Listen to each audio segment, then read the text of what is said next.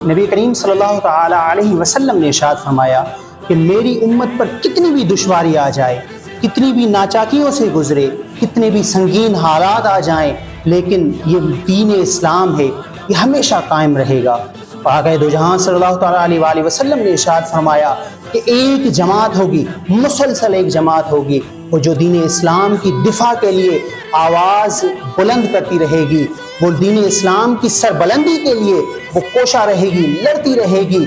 हाँ, दुनिया की ताकतें उसे जानी व माली नुकसान तो पहुंचा सकेगी, लेकिन कभी भी उसे अपने दीन से हटा नहीं सकेगी।